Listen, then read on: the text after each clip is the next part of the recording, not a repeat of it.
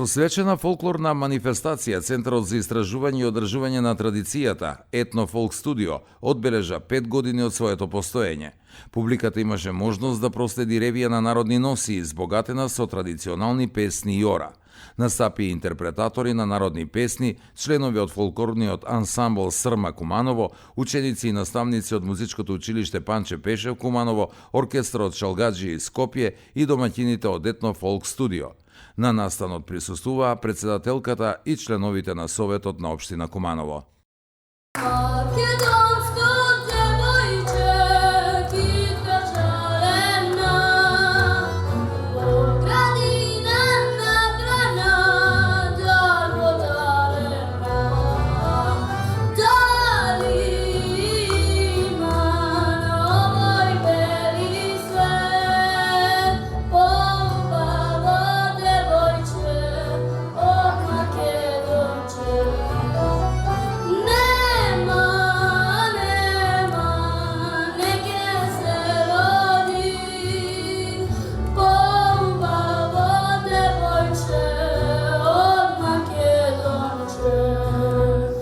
Благодарам што се појавивте и вие, што не излеговте во пресрет да ја снимите оваа прекрасна манифестација, значи ревија на народни носи под името Традиција во душа, каде што ќе представиме 6 народни носи, односно ќе представиме и 2 носи од